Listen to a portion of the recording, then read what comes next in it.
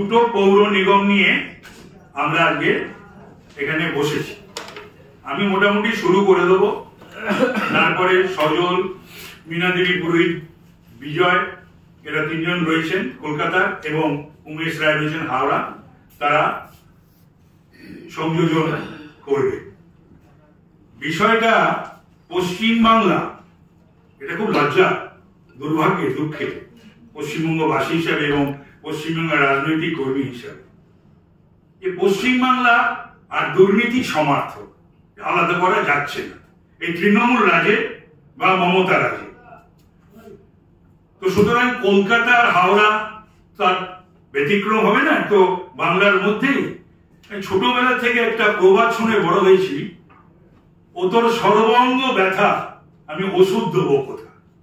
বাংলায় হচ্ছে সেই অবস্থা, সে কলকাতা পুরসভা হোক, হাওড়া পুরসভা হোক। কলকাতা পুরসভায় গার্ডেন নিচে বাড়ি ভেঙে 12 জন মারা যায়, অবৈধ নির্মাণে কোনো জুরি নেই,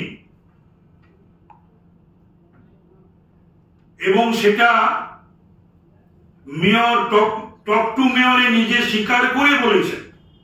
মানে এগুলো একটা অদ্ভুত আমার থাকে, মাঝে মাঝে এরা ধমকায়, মাঝে মাঝে স্বীকার করে, তাতে মনে হয় মানুষ যেন গলে যাবে। এটা মমতা ব্যানার্জির একটা রীতিনীতির মধ্যেই পড়ে যায়। বলেছে যে এই অবৈধ নির্মাণের পেছনে পুরসভার আধিকারিকরা এবং পুলিশ রয়েছে, টক টু মেয়রে, অথচ অবৈধ নির্মাণ বন্ধ হয় না। কলকাতায় অল্প বৃষ্টি হলে বা ভারী বর্ষণ হলে মানুষ মারা যায়, একজন নয়, দুজন নয়, সোয়ারেজ এবং ড্রেনেজের এমনই ব্যবস্থা, 12 জন মারা যায়। মমতা ব্যানার্জি সিএসসি কে দায়ী করে, সিএসসি বিরুদ্ধে আজও কিছু হয় না, তার কারণ মেয়রের কন্যা সিএসসি তে চাকরি করে। স্বাস্থ্য, সেটাও ডেপুটি মেয়র নিয়ে রেখে দিয়েছেন হাতে। অদ্ভুত একটা ব্যাপার, আজকের দিনে পুরসভার স্বাস্থ্য বিভাগ তারা সুপার স্পেশালিটির দিকে নজর দিচ্ছে।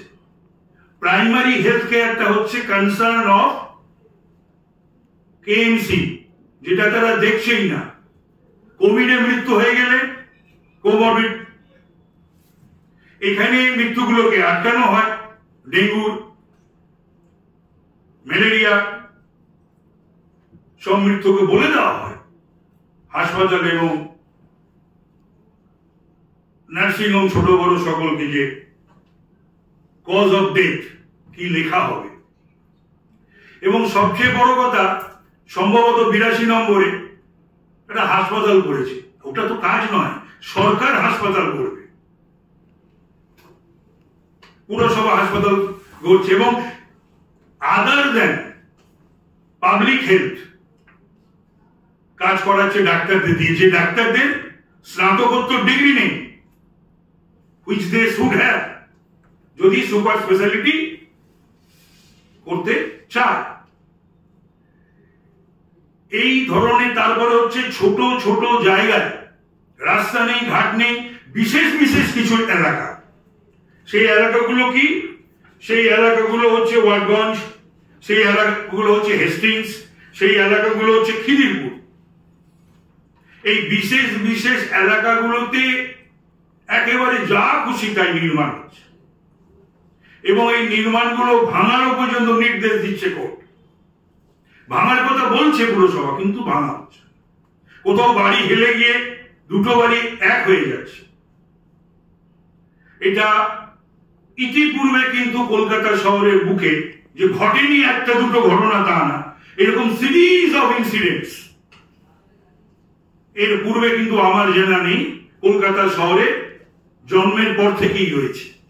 কাউন্সিলরও ছিলাম, কলকাতার এমএলএও ছিলাম, এবং নানাভাবে সোশ্যালি অ্যান্ড পলিটিক্যালি কলকাতার সঙ্গে যুক্ত। এবার আসি আমি হাওড়া, তারপরে আমার যারা সহকর্মী সতীর্থ